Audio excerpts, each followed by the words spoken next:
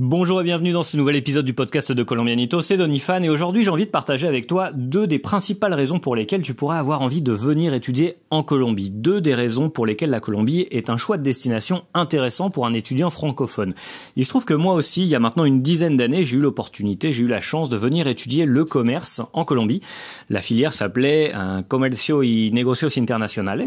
En fait, je faisais une école de commerce en France et je suis venu sur Barranquilla, dans la zone nord du pays, étudier pendant presque 6 mois et c'est vraiment une expérience qui a marqué ma vie et de fait maintenant j'habite en Colombie depuis 10 ans, donc autant te dire que le pays m'a vraiment séduit, sa culture, ses habitants, etc. Et maintenant j'y ai fait ma vie et je continue de considérer que la Colombie est une belle opportunité, est une bonne option pour un étudiant français. Mais avant ça, j'ai envie de partager avec toi une petite anecdote. Il se trouve que avant de partir en Colombie, quand j'ai commencé à regarder un petit peu les options qu'offrait mon école de commerce, je regardais pas mal d'autres destinations, notamment le Japon. Et puis au final, je me suis dit, pourquoi pas aller quelque part où personne ne va, je voudrais parler espagnol, etc. Donc j'ai commencé à zioter un peu la Colombie. Et tout de suite, mes amis en école de commerce ont commencé à se moquer de moi et à me dire, oui, tu vas te faire séquestrer, tu vas tomber dans la drogue, on va coller ta photo sur la mairie de Poitiers, j'ai étudié dans la ville de Poitiers, et on va compter les jours de détention. Donc voilà, on a commencé un peu à se moquer de moi.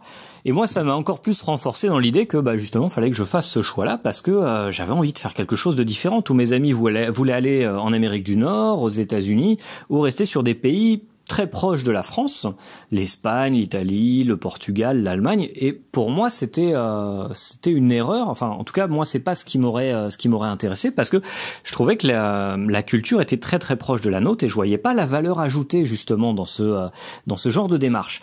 Et c'est là que j'arrive au premier point qui me paraît pour moi être très intéressant pour un étudiant francophone, c'est le fait de pouvoir bénéficier une fois que tu rentreras dans ton pays d'un facteur de différenciation, c'est-à-dire que sur ton CV, quand tu auras la mention Colombie, 6 mois d'études en Colombie, double diplôme colombien ou stage en Colombie, pourquoi pas non plus, eh bien c'est quand même quelque chose de très valorisant. Et moi je m'en suis rendu compte tout de suite quand je suis rentré en Europe, quand je suis rentré en France, que j'ai commencé à chercher du travail, eh bien les entretiens d'embauche avaient une orientation, avaient une saveur, avaient un style un peu différent par rapport à ce que j'avais eu l'occasion d'expérimenter avant mon voyage en Colombie. C'est-à-dire que arrivé un certain moment, au bout de 5 minutes, la plupart des personnes qui cherchaient à m'employer ou qui voulaient savoir si j'étais un candidat intéressant pour leur entreprise arrivaient tout de suite sur le thème de la Colombie et me posaient beaucoup de questions parce que forcément c'est une destination qui est qui vient avec pas mal de mythes, pas mal de légendes, pas mal de préjugés, donc les gens voulaient en savoir plus et j'avais la possibilité de prendre le contrôle sur l'entretien d'embauche.